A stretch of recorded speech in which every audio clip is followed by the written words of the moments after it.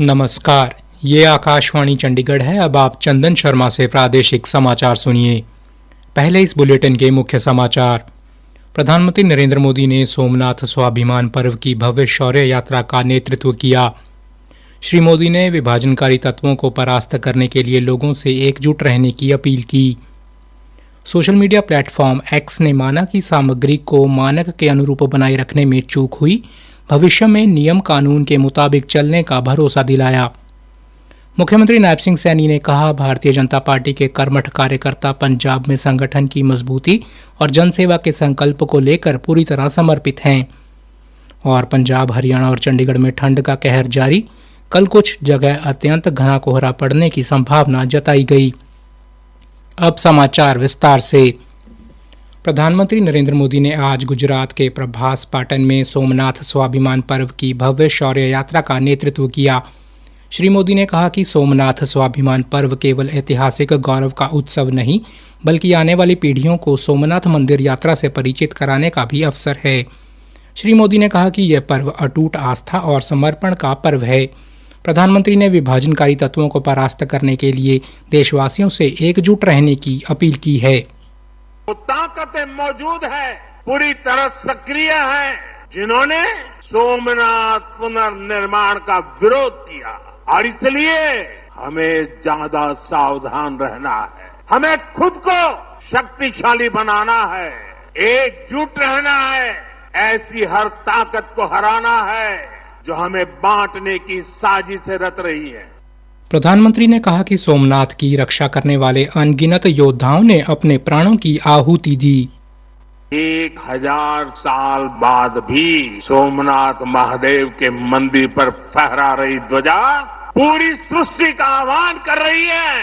प्रभास पाटन तीर की इस मिट्टी का कण कण शौर्य, पराक्रम और वीरता का साक्षी है। सोमनाथ के इस स्वरूप के लिए कितने ही शिव भक्तों ने, संस्कृति के उपासकों ने, संस्कृति के ध्वज धारकों ने अपने प्राणों की आहुति दी है।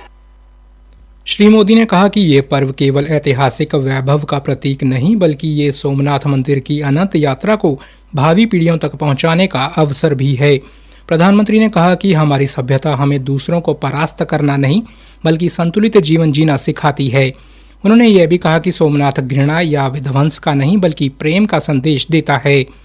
प्रधानमंत्री ने कहा, गजनी से लेकर औरंगजेब तक सोमनाथ मंदिर पर हमले किए गए, लेकिन सोमनाथ मंदिर अक्षुण्ण रहा और कई बार इसका पुनर्निर्माण किया गया। उन्होंने कहा कि इस धार्मिक उन्माद को महज लूट बताने की कोशिश की गई और मंदिर की रक्षा के लिए अपने प्राणों की आहुति देने वालों को इतिहास में जगह नहीं दी गई। बल्कि आक्रमण के इतिहास को भी कुछ इतिहासकारों और राजनेताओं द्वारा व्हाइट वॉश करने की कोशिश की गई। मजहबी उन्माद की मानसिकता को केवल साधारण लूट बताकर ढंकने के लिए किताबें लिखी गई। सोमनाथ मंदिर एक बार नहीं, बार बार तोड़ा गया। सोशल मीडिया प्लेटफॉर्म एक्स ने माना है कि सामग्री को मानक के अनुरूप बनाए रखने में उससे गलती हुई है। काबिले गौर है कि इलेक्ट्रॉनिकी और सूचना प्रौद्योगिकी मंत्रालय ने एक्स को नोटिस भेजकर आपत्तिजनक अश्लील सामग्री हटाने को कहा था, जो उपयोगकर्ता ग्रॉक एआई से बना के साझा कर रहे थे। मंत्रालय ने कहा था कि इस प्रकार की आपत्तिजनक सामग्री को एक्स पर स्थान देना सूचना प्रौद्योगिकी अधिनियम और आईटी नियम का उल्लंघन है। सरकारी सूत्रों के मुताबिक एक्स ने जांच के बाद लगभग 3500 सामग्री को ब्लॉक कर दिया है और 600 से अधिक अकाउंट हटा दिए गए हैं। एक्स ने यह भी आश्वासन दिया है कि वो भविष्य में आपत्तिजनक सामग्री डालने की अनुमति नहीं देगा। हरियाणा के मुख्यमंत्री नायब सिंह सैनी ने कहा है कि भारतीय जनता पार्टी के कर्मठ कार्यकर्ता पंजाब में संगठन की मजबूती और जनसेवा संकल्प को लेकर पूर्णतः समर्पित हैं। मुख्यमंत्री आज पंजाब के समराला स्थित ऐतिहासिक गुरुद्वारा श्री चरण कंवल साहिब माछीवाड़ा और समराला के चेहला गांव के प्राचीन मुक्तेश्वर महादेव मंदिर में नतमस्तक होने के बाद मीडिया से बातचीत कर रहे थे। गुरुद्वारा श्री चरण कंवल साहिब वो पवित्र स्थान है जहां दशमेश पिता श्री गुरु गोबिंद सिंह जी के चरण पड़े थे। मुख्यमंत्री ने कहा कि उन्होंने गुरु चरणों में देश की तरक्की और सरबत के भले की अरदास की। इसी तरह उन्होंने मुक्तेश्वर महादेव मंदिर में भगवान भोलेनाथ का जलाभिषेक किया और शिव शंभू से देश और प्रदेश के सभी परिवारजनों की सुख समृद्धि, उत्तम स्वास्थ्य और खुशहाली की प्रार्थना की। मुख्यमंत्री ने कहा कि यह उनके लिए अत्यंत सौभाग्य की बात है कि उन्हें गुरुद्वारा श्री चरण कमल साहिब और मुक्तेश्वर महादेव मंदिर में शीश निभाने का मौका मिला। प्रादेशिक समाचार आकाशवाणी चंडीगढ़ से प्रसारित किए जा रहे हैं। हमारे बुलेटिन और ताज़ा समाचारों के लिए आप हमारी वेबसाइट news.air.gov.in पर लॉगिन कर सकते हैं।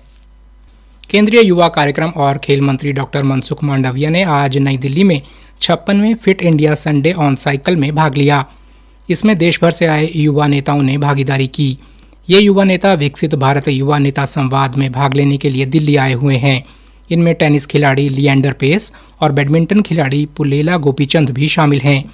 इस अवसर पर श्री मांडविया ने कहा, संडे ऑन साइकिल की ये 56 एडिशन है। दोस्तों, एक साल पहले संडे ऑन साइकिल का प्रारंभ करा था, तब देश में 240 स्थान पर संडे ऑन साइकिल हुआ था। आज 15,000 से अधिक स्थान पर संडे ऑन साइकिल के द्वारा फिट इंडिया का संदेश देश के युवा दे रहे हैं। पंजाब, हरियाणा और चंडीगढ़ में आज भी ठंड का कहर जारी रहा। हरियाणा में सबसे कम न्यूनतम तापमान 1.5 डिग्री सेल्सियस नारनौल में दर्ज किया गया।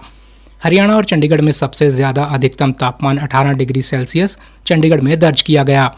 मौसम विभाग ने कल हरियाणा, पंजाब और चंडीगढ़ में कुछ जगहों पर शीतलहर चलने और अत्यंत घना कोहरा पड़ने और बाद में 16 जनवरी तक घना कोहरा पड़ने का अनुमान लगाया है।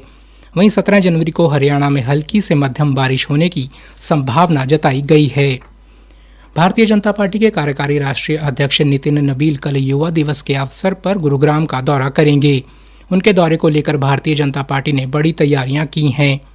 भाजपा के प्रदेश प्रभारी डॉक्टर सतीश पूनिया ने भाजपा कार्यकर्ताओं और युवाओं से राष्ट्रीय कार्यकारी अध्यक्ष के प्रथम आगमन पर अधिक से अधिक भागीदारी का आह्वान किया। उन्होंने कहा कि भारतीय जनता पार्टी को मजबूत करने में युवाओं की महत्वपूर्ण भूमिका है। डॉक्टर पूनिया ने कहा कि राष्ट्रीय कार्यकारी अध्यक्ष नितिन नबीन युवा और ओजस्वी नेतृत्व वाले नेता हैं, इसलिए इस कार्यक्रम में युवाओं की भागीदारी राजनीति में युवाओं को आगे आने में प्रेरित करेगी। भाजपा प्रदेश अध्यक्ष मोहनलाल बड़ौली ने कहा कि ये गुरुग्राम के कार्यकर्ताओं के लिए गौरव की बात है कि कार्यकारी राष्ट्रीय अध्यक्ष नितिन नबीन हरियाणा में पहली बार दौरा कर रहे हैं और ये दौरा गुरुग्राम में होगा। प्रदेश अध्यक्ष बड़ौली ने कहा कि लगभग सभी तैयारियां पूरी कर ली गई हैं और कार्यकर्ताओं में कार्यकारी राष्ट्रीय अध्यक्ष के गुरुग्राम दौरे को लेकर जबरदस्त उत्साह है। उन्होंने कहा कि नितिन नबीन का यह दौरा कई मायनों में महत्वपूर्ण है। श्री बड़ौली ने कहा कि इससे प्रदेश के युवा कार्यकर्ताओं में नए जोश का संचार होगा और वे देश और समाज की सेवा में ज्यादा उत्साह के साथ जुटेंगे। कुरुक्षेत्र में चल रहे पशु मेले में एक युवा किसान संजीत मोर की देसी नस्ल की गाय ने दूध प्रतियोगिता में पहला स्थान हासिल किया है। इस गाय ने 15 लीटर से ज्यादा दूध लेकर यह स्थान हासिल किया। गाय की उम्र 5.5 वर्ष है। मेले में गाय की कीमत 15 लाख रुपए तक लग चुकी है। हरियाणा सरकार द्वारा श्रेष्ठ ग्राम पंचायतों, श्रेष्ठ स्वैच्छिक संस्थाओं तथा अन्य श्रेणियों में उत्कृष्ट कार्य करने वालों को प्रोत्साहन देने के उद्देश्य से वर्ष 2025-26 के लिए राज्य स्तरीय पुरस्कार प्रदान किए जाएंगे। एक सरकारी प्रवक्ता ने बताया कि इन पुरस्कारों के लिए ऑनलाइन आवेदन करने के लिए सरकार द्वारा पोर्टल 12 जनवरी 2026 तक खोला गया है। पात्र व्यक्ति एवं संस्थाएं निर्धारित अवधि के भीतर ऑनलाइन आवेदन कर सकते हैं। अंत में मुख्य समाचार एक बार फिर से। प्रधानमंत्री नरेंद्र मोदी ने सोमनाथ स्वाभिमान पर्व की भव्य शौर्य यात्रा का नेतृत्व किया। श्री मोदी ने विभाजनकारी तत्वों को परास्त करने के लिए लोगों से एकजुट रहने की अपील की। सोशल मीडिया प्लेटफॉर्म एक्स ने माना कि सामग्री को मानक के अनुरूप बनाए रखने में चूक हुई, भविष्य में नियम कानून के मुताबिक चलने का भरोसा दिलाया। मुख्यमंत्री नायब सिंह सैनी ने कहा, भारतीय जनता पार्टी के कर्मठ कार्यकर्ता पंजाब में संगठन की मजबूती और जनसेवा के संकल्प को लेकर पूरी तरह समर्पित हैं। और पंजाब, हरियाणा और चंडीगढ़ में ठंड का कहर जारी, कल कुछ जगह अत्यंत घना कोहरा पड़ने की संभावना जताई गई। इसी के साथ प्रादेशिक समाचार समाप्त हुए।